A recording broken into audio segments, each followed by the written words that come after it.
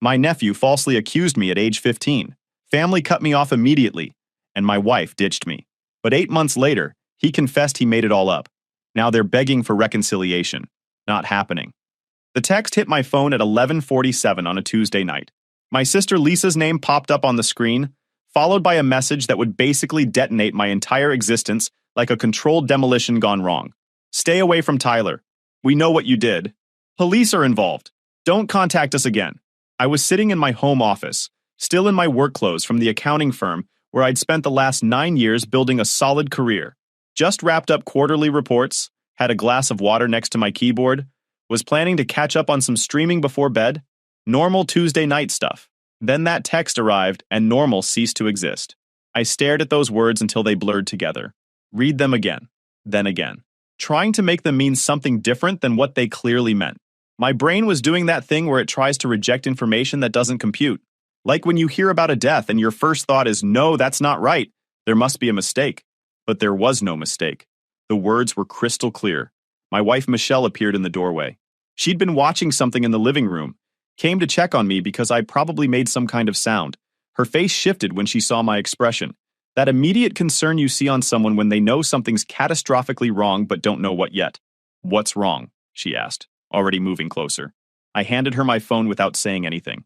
Watched her read it. Watched her expression morph from confused to horrified in about 3 seconds flat. Her hand came up to cover her mouth. This can't be real, she said, but her voice was shaking. Tyler wouldn't lie about something like this. You would never... She stopped mid-sentence.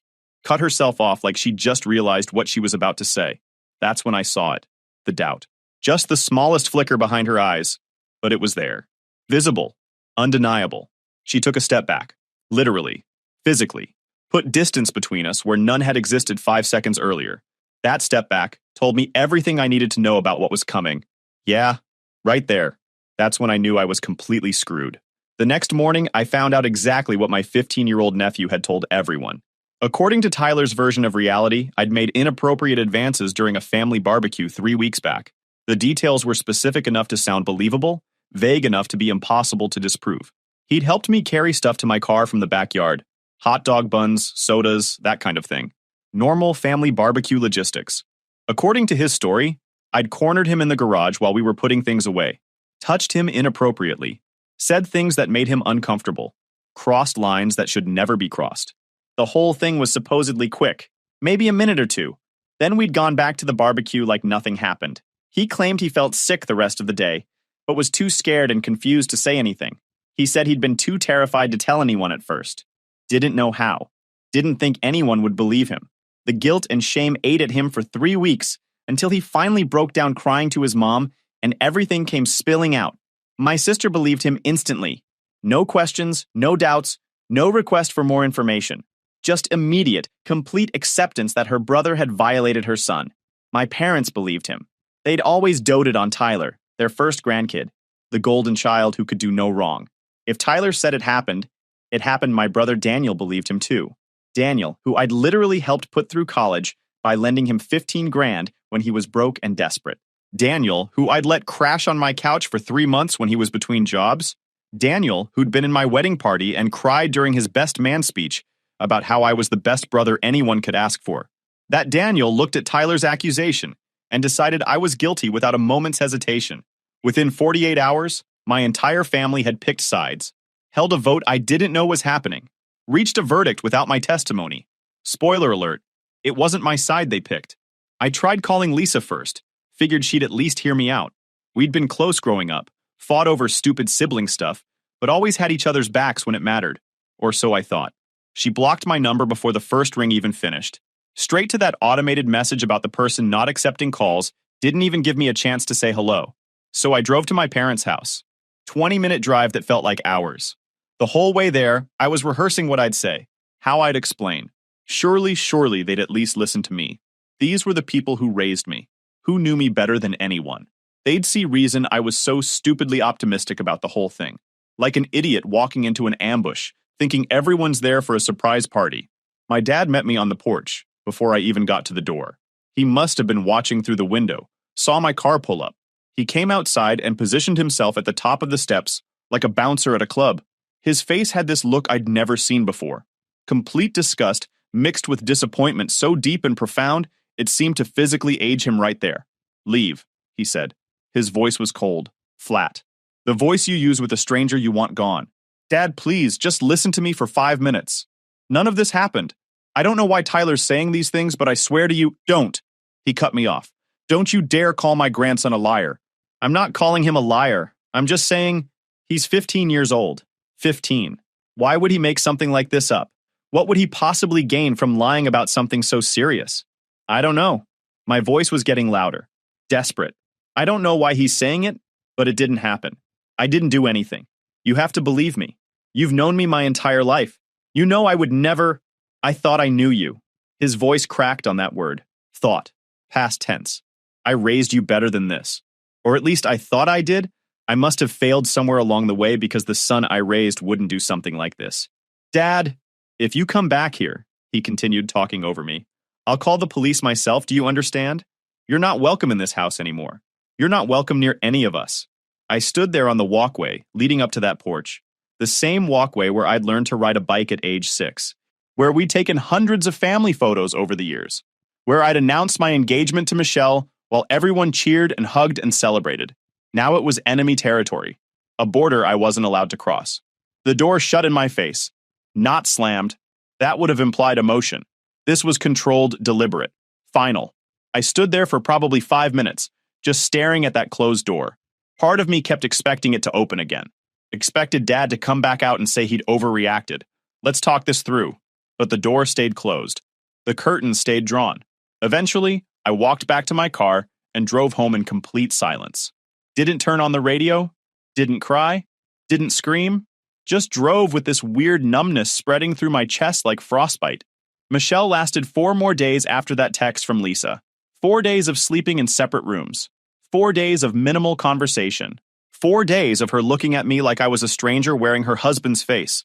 4 days of watching our 12-year marriage dissolve in real time. I came home from a meeting with a lawyer, had to find legal representation because this nightmare was getting official real quick, and found her suitcases packed by the front door. 2 large ones, the matching set we'd bought for our honeymoon to Greece, both stuffed full. Her car keys were in her hand. She was leaving. Not maybe leaving, not thinking about leaving. Actually, actively, definitely leaving. She couldn't even look at me when I walked in. Her eyes stayed fixed on a point somewhere over my left shoulder. "I need time," she said. Her voice was small, defeated. "I need to process this." Process what? I set my briefcase down. Tried to keep my voice calm even though my heart was jackhammering in my chest. "You know me, Michelle. You've known me for 12 years. We've been married for 9. You know I couldn't do something like this. I thought I knew you." She was crying now, tears running down her face that she didn't bother wiping away. "But Mom brought up how you always volunteered at the youth center when we first started dating. How you seemed to really enjoy it when my nephew Tommy would visit us. How you were always offering to babysit for our friends with kids. And suddenly everything looks different. Everything has this new context that I can't unsee. Your mom. The betrayal hit harder than I expected. My mother-in-law had never particularly liked me. Thought Michelle could do better, marry someone with more money or better connections. But this was a new low. She's been in your ear about this. She's concerned. My sister's concerned. Everyone is concerned. They're asking me how I didn't see signs, how I didn't notice anything off. And I keep telling them there were no signs because you wouldn't. But then I start questioning everything. Every memory, every interaction, every moment. And she trailed off. Looked at me for the first time since I'd walked in. Her eyes were red, mascara smudged, face blotchy from crying. "I can't be here right now," she continued. "I can't look at you without wondering if everything we built together is based on a lie. If the man I married is someone I never really knew, I need space to think clearly. To figure out what I believe, what you believe." I repeated the words like they were in a foreign language. "You should believe your husband, the person you've spent over a decade with, the person who's never given you a reason to doubt them. People said the same thing about Jerry Sandusky's wife." The comparison hit like a punch to the gut. About Larry Nassar's wife. About all those wives who claimed they never knew. Everyone always wonders how they missed it. I can't be that person. I can't be the wife who was too naive or too trusting to see what was right in front of her. "So you're just going to leave? Assume the worst and leave?"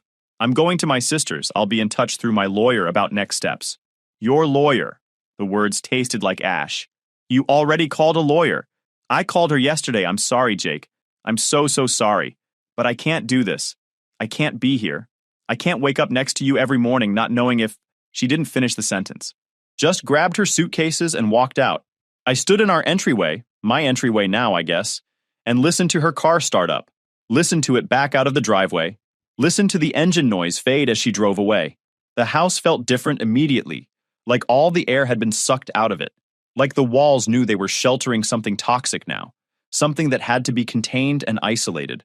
I walked through empty rooms that suddenly felt like a museum of my former life. The kitchen where we'd cook together every Sunday.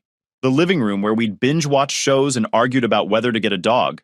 The bedroom where we'd made plans for the future that would now never happen. Everything was still there. All the furniture, all the decorations, all the physical evidence of our life together, but it was all just stuff now. Props from a play that had closed without warning. I sat on the couch, our couch, the one we'd picked out together at 3 different furniture stores before Michelle finally found the perfect one, and waited for something to hit me. Grief, anger, despair, anything. But I just felt empty, hollow, like someone had scooped out my insides and left nothing but shell. The police investigation was thorough, humiliating, and felt like being dissected while still alive. Detective Morris handled the case. Mid-50s, graying hair, eyes that had seen too much and believed too little. He ran the investigation with professional detachment, but I could see the judgment lurking underneath. In his world, in his experience, where there was smoke, there was usually fire. And Tyler's accusation was putting up a lot of smoke. I gave statements, multiple statements, went over the same events again and again from different angles. What happened at the barbecue? Where I was every minute, who I talked to, what Tyler and I discussed, how long we were alone in the garage, what exactly we carried to my car. I handed over my phone records, my computer, my work laptop, let them comb through everything: emails, texts, search history, downloaded apps, everything. I had nothing to hide because there was nothing to find. They talked to everyone who'd been at the barbecue, my aunt, my cousins, Daniel's wife, the neighbors who'd stopped by. Everyone gave the same basic account. Normal family gathering, nothing unusual, no tension, no weird interactions. I'd seemed fine. Tyler had seemed fine. Everything had been completely ordinary. "Your nephew seems credible," Morris said during one of our interviews. We were in a gray room at the police station, recording equipment running, fluorescent lights making everything look washed out and depressing. He's consistent with his story, shows genuine distress when discussing the incident. His emotional responses match what we'd expect from someone who experienced trauma. "Because he believes what he's saying," I replied. I'd said this same thing about 5 times already, but it didn't seem to land. But belief doesn't equal truth. He's convinced himself something happened. That doesn't make it real. Or maybe you're just good at compartmentalizing. Morris leaned back in his chair, studied me with those cop eyes that were trying to see through my skull into my thoughts. I've seen it before. People who seem completely normal, trustworthy, respected in their communities. Coaches, teachers, clergy, everyone vouches for them. Then we dig deeper and find out they've been hiding something dark for years. They're good at presenting one face to the world while doing something else entirely in private. Then dig deeper, I said. Dig as deep as you want. You won't find anything because there's nothing there. They dug. They interviewed my coworkers, talked to Michelle's family, contacted the youth center where I'd volunteered 6 years ago, pulled my background check, my financial records, looked for any red flags or patterns that might indicate guilt. They found nothing. Zero zilch. Nothing incriminating, nothing suspicious, nothing that supported Tyler's story in any way. No weird texts sent to anyone underage, no questionable browser history, no prior complaints or allegations, no unusual financial activity that might indicate payoffs or hush money. My life was an open book, and every single page was clean. I should have felt relieved, should have felt vindicated. But relief requires hope, and hope had left the building around the same time Michelle loaded her suitcases into her car. After 6 weeks of investigation, the district attorney declined to press charges. Insufficient evidence, they called it, which is legal speak for we can't prove it happened, but we also can't prove it didn't. That conclusion satisfied exactly nobody. Tyler's family was furious that I wasn't being arrested. I was living in this nightmare limbo where I wasn't technically guilty, but also wasn't officially innocent. The absence of charges didn't mean I was cleared, it just meant they couldn't put me in prison. "This doesn't mean you're innocent," Lisa wrote in the one and only email she sent me after the investigation closed. I'd checked my inbox obsessively for days, hoping for some kind of communication from someone in my family. This is what I got. It just means they couldn't prove it. The email continued. Tyler is dealing with trauma now because of you. He has nightmares. He's scared to be alone with adult men. You did this to him. The fact that the DA won't prosecute doesn't change what you did. I read that email probably 20 times, each time hoping it would say something different. Each time it said the same thing. My 15-year-old nephew had accused me of something I didn't do. My entire family believed him without question. The police investigated and found nothing. And somehow, I was still the villain in their story. There was no winning, no path forward that ended with my life returning to normal. The investigation not pressing charges wasn't an ending. It was just a different kind of hell. I tried to return to normal after the DA declined to press charges.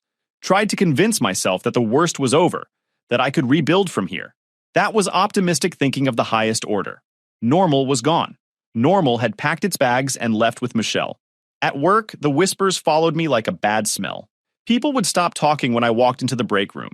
Conversations would die mid-sentence when I approached. I'd catch people looking at me, then quickly looking away when our eyes met. My boss, Richard, called me into his office 2 weeks after the investigation closed. He didn't waste time with small talk. Jake, we need to discuss optics. Optics. Not, how are you holding up? Or, we're glad this is over. Optics. The firm prides itself on its reputation, he continued, straightening papers on his desk that didn't need straightening. Avoiding eye contact, we have to consider how certain situations might reflect on us as an organization. I wasn't charged with anything, I said. The investigation found nothing. I understand that legally, we're aware of your rights. We're not terminating your employment, but we do need to make some adjustments. For everyone's comfort. The adjustments started small. A project I'd been leading for 6 months got reassigned to another senior accountant. No explanation, just a brief email saying the team structure was being reorganized. Then another project disappeared from my desk. Then another. Meeting invitations stopped arriving. The weekly status meetings I'd been part of for years suddenly happened without me. When I asked about it, I was told they were trying to streamline attendance, reduce unnecessary participants. My desk might as well have had a quarantine sign on it. Client-facing work vanished entirely. Apparently, nobody wanted me representing the firm to outside contacts. Can't have someone accused of inappropriate contact with a minor handling important client relationships. Even if those accusations went nowhere, I went from being a valued senior member of the team to being invisible. A ghost haunting my own career, watching other people do the work I used to do. Brian, a colleague I'd worked with for 5 years, was the only one who still talked to me. But even those interactions were careful, professional. He'd ask about work projects in the hallway, but never invited me to lunch anymore. Never suggested grabbing a drink after work. Kept his distance while maintaining basic human decency. I appreciated it, even though it hurt. At least he was treating me like a person instead of a contagion. The rest of my friends evaporated like morning fog. David, my college roommate, my best man at my wedding, stopped returning calls. I'd text him, get nothing back. Call his phone, straight to voicemail. Finally, I saw him post on social media about a weekend trip with mutual friends from college. A trip I wasn't invited to. A trip nobody mentioned to me, message received. Melissa had been in our wedding party, Michelle's college friend, who'd become our friend. She unfriended me on every social media platform the same day, blocked my number. Completely erased me from her digital existence. The neighborhood book club I'd attended for 5 years suddenly disbanded. Got an email from Donna, who hosted it at her house, saying that due to scheduling conflicts, they were putting things on hold indefinitely. 2 weeks later, I saw half the book club members going into Donna's house carrying books and wine. They hadn't disbanded. They'd just disbanded me. People crossed the street to avoid walking past me. Actual adults, functioning members of society, would see me coming and suddenly find the other sidewalk very interesting. Like whatever I had might be contagious through brief proximity. I was toxic. A liability. Someone to be avoided unless you wanted guilt by association. The guy at the coffee shop where I'd been a regular for 3 years stopped making small talk. Just took my order, made my drink, handed it over in silence. No more, how's your week going? Or comments about the weather.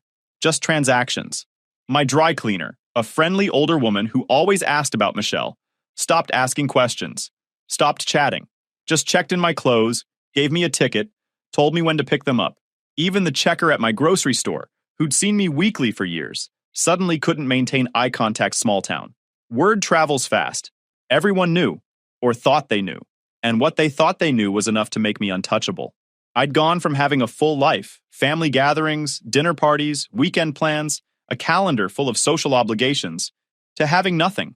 No family, no wife, no friends, no social circle, just work that didn't want me and an empty house that echoed with Michelle's absence. The loneliness was crushing, physical almost, like a weight pressing down on my chest that never lifted.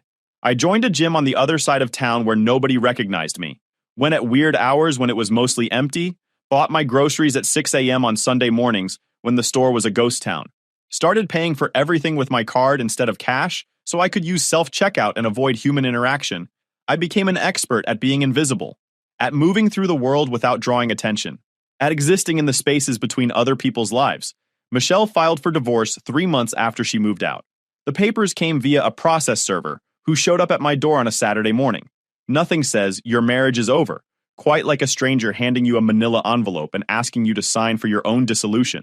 Her lawyer was efficient and cold, clearly expensive, clearly experienced at dismantling lives with maximum efficiency and minimum empathy.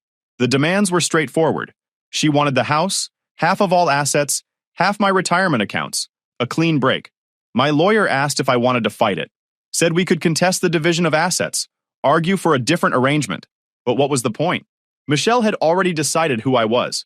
She'd chosen to believe I was capable of hurting a child. No amount of legal wrangling would change that fundamental verdict. I signed everything. Let her have the house we'd picked out together, the furniture we'd chosen, the life we'd built. It was all contaminated now anyway, tainted by accusation and abandonment. Better to let it all go and start over with nothing than try to hold on to remnants of something that was already dead. The divorce was final within 6 months, irreconcilable differences, the paperwork said. That was one way to put it. Another way would be, wife believed husband was a predator based on teenager's word alone and couldn't live with the uncertainty. But irreconcilable differences sounded more professional. The nights were brutal after she left. Worse than the days, even with all the social isolation and professional exile. I'd lie awake in my half-empty house, staring at the ceiling, replaying that barbecue in my head over and over like a movie stuck on repeat, trying to understand what had happened, what Tyler had seen or misinterpreted, or just flat-out invented for reasons I couldn't fathom. We'd barely even interacted that day. Lisa had asked if someone could help bring stuff from her car. She'd parked on the street because our driveway was full. Tyler volunteered. I said I'd help too, since I was heading to my car anyway to grab my phone. We walked together, made small talk about school, about the baseball team he was on, about normal 15-year-old kid stuff. Got to my car, loaded up with bags of hot dog buns and a case of sodas, walked into the garage, set everything on the chest freezer we had there. Tyler asked where I wanted them. I said, just leave them there. I'd move them inside in a minute. He said, okay. We walked back to the party. The entire exchange took maybe 3 minutes.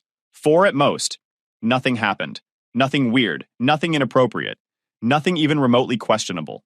We carried groceries and talked about high school baseball. 3 minutes that somehow destroyed my entire life. I cycled through anger, depression, disbelief. Some days I wanted to fight, to hire investigators, to drag the truth into the light through sheer force of will. Other days I wanted to vanish entirely, move to another state, change my name, start over somewhere nobody knew my face or my history. But underneath everything was this harder, colder truth that I couldn't escape. I couldn't prove a negative. I couldn't prove something hadn't happened. The absence of evidence wasn't evidence of absence in most people's minds. I was guilty by accusation alone, convicted in the court of public opinion with no appeal process, no chance for retrial, no path back to innocence. 6 months after the accusation, I sold the house, couldn't afford it on one income anyway, and couldn't stand the memories embedded in every room. The kitchen where Michelle and I had cooked together, the bedroom where we'd planned our future, the office where I'd gotten that first text from Lisa. I moved to a small apartment across town. 1 bedroom, basic kitchen, functional bathroom. Nothing fancy, nothing that required an emotional attachment.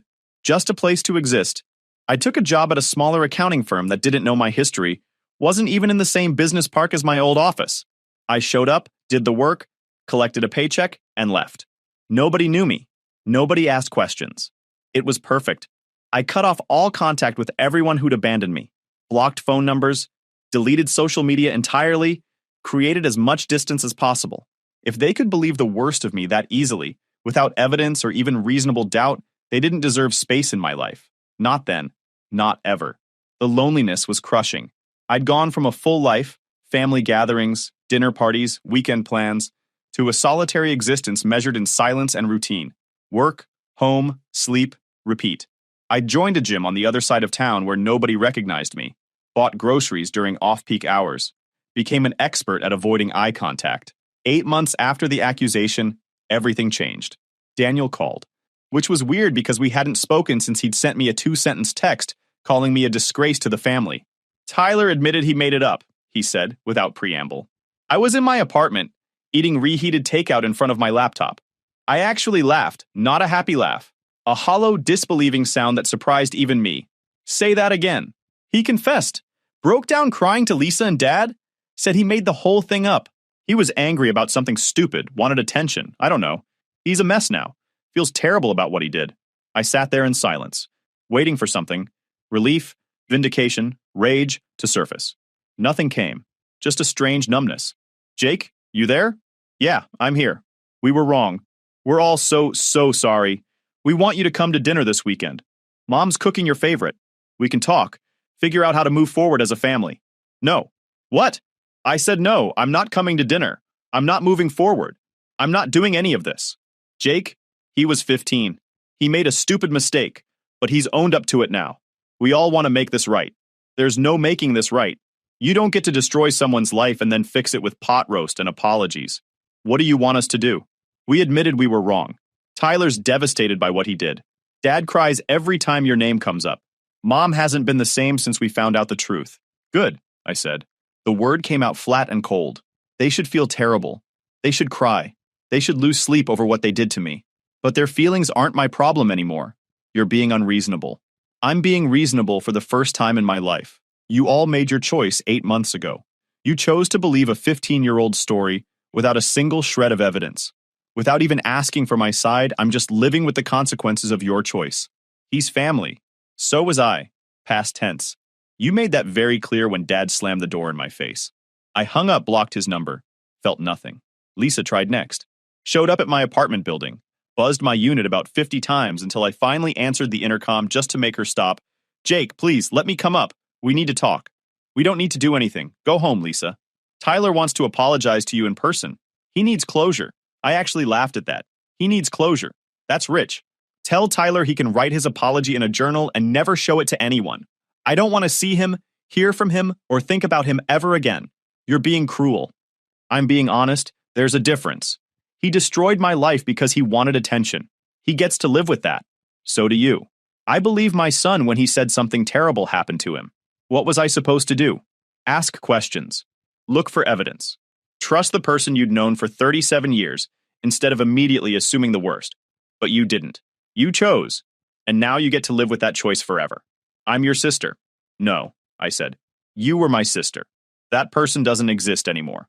Now leave before I call building security. She left. I watched from my window as she sat in her car for 20 minutes, crying. I felt nothing. Not satisfaction, not guilt, not sadness, just emptiness where those emotions used to live. My parents tried a different approach. They sent a letter handwritten, both of their signatures at the bottom, full of apologies and regrets and explanations about how they'd been protecting their grandson. I read it once. Then I shredded it. Michelle heard through the grapevine about Tyler's confession. She called from a number I didn't recognize, so I actually picked up. Jake, I heard about Tyler. I'm so sorry. I should have believed you. Yes, you should have. Can we talk? Maybe meet for coffee? Why would we do that? Because I made a mistake, I let other people influence me instead of trusting my husband. I want to make it right. The divorce is final, Michelle. There's no making anything right. We're done. I still love you. You loved who you thought I was. When things got hard, when it mattered most, you bailed. You picked your mom's paranoia over 12 years of marriage. That's not love. That's convenience that evaporated under pressure. That's not fair. Life isn't fair. I learned that when my wife packed her bags and left, because she couldn't look at me without wondering if I was a predator. You made your choice. Live with it. I hung up. Blocked that number too. Over the next few months, they all tried different tactics. Emails, letters, showing up at my workplace. My mom left voicemails crying about how she'd lost her son and couldn't bear it. Daniel tried the guilt trip angle about how I was tearing the family apart by being stubborn. I ignored all of it. Changed my number. Moved to a different apartment in a different part of town. Put up walls so high nobody could climb them. A year after Tyler's confession, I met Hannah at a work conference. She was a financial analyst from Seattle, sharp and funny and refreshingly direct. We got coffee, then dinner, then started a long-distance thing that eventually became her moving to my city. I told her everything on our third date. Figured she deserved to know what she was getting into. She listened to the whole story, then said, "So your family abandoned you based on a lie, destroyed your life, and now they're mad you won't forgive them?" Basically, yeah. Well, they can stay mad. You don't owe them forgiveness. That's when I knew she was different. She didn't try to fix me or convince me to reconcile. She just accepted that some things are too broken to repair. We built a life together. Small, quiet, carefully constructed. She met my colleague Brian and the two other people I'd cautiously let into my orbit. She never pushed me to expand my circle or reach out to my family. She understood that the life I had now was intentionally limited, and she was okay with that. 2 years after Tyler's confession, my dad had a heart attack. Sudden and final. Daniel tracked me down through my employer. Called my work number, "Dad's gone," he said. No small talk, no build-up. "Funeral's Saturday, Mom's asking if you'll come." I thought about it for maybe 5 seconds. "No, Jake, he's our father." He was. He was also the man who shut the door in my face and called me disgusting. That was our last real interaction. I'm good not adding a funeral to the collection. He regretted how he treated you. Talked about it constantly in his last years. Good. He should have regretted it. But regret doesn't obligate me to show up and make everyone feel better about his death. This isn't about him, it's about Mom. She's devastated. Seeing you would help. Then she should have thought about that 8 years ago, when she believed the worst about me immediately. I'm sorry Dad's dead. I'm sorry Mom's hurting. But I'm not responsible for comforting people who destroyed me. There was a long silence on the other end. "You've become hard," Daniel finally said. "I've become honest. There's a difference. I didn't go to the funeral. Didn't send flowers. Didn't send a card. Let my absence speak for itself. The family could interpret it however they wanted. I was done managing their feelings about my boundaries." Hannah asked if I felt guilty about skipping it. "No," I said. "Should I?" "Most people would. He was your father." "Most people's fathers don't disown them over a teenager's lie." "I'm not most people." She kissed my forehead. "No, you're definitely not." 10 years after the accusation, I ran into Lisa at an airport. We were both traveling for work. Ended up at the same gate. She saw me first. Her face went through rapid-fire emotions: surprise, hope, pain, resignation. She approached cautiously. "Jake." "Hi, Lisa." We stood there awkwardly. A decade of silence between us, heavy as concrete. "You look good," she ventured. "So do you." "Tyler's in college now, doing well, studying psychology, wants to work with troubled teens." "That's appropriate," I said. My tone was flat. She flinched. "He's not the same person he was at 15. Neither am I. He still asks about you. Wonders if you've forgiven him." "Tell him I haven't. Will you ever?" I considered the question honestly. Maybe someday I'll reach a place where forgiveness feels possible, but it won't change anything between us. Forgiveness doesn't mean reconciliation. What would it take for reconciliation? Nothing. There's nothing anyone could do or say that would rebuild what was broken. You can't unring a bell. Can't undo what I learned about all of you. We were wrong. We've acknowledged that. We've apologized. What else can we do? Nothing. That's what I keep trying to tell you. This isn't a problem you can solve. It's a consequence you have to live with. Our flight started boarding. She hesitated. "I miss you," she said. "I miss my brother. Your brother died when you believed Tyler without question. I'm someone else now. That person didn't survive what you all did to him. I'm who came after. And I don't have the capacity to be your brother anymore. That's cruel." "It's true." I boarded first, left her standing at the gate, didn't look back. Hannah asked about the encounter when I got home. I told her the truth. I felt nothing. No regret, no relief, no sadness. Just acknowledgement of running into someone from my past. If you enjoyed this video, please hit that subscribe button. It really helps the channel and help us bring you more and better stories. Thanks.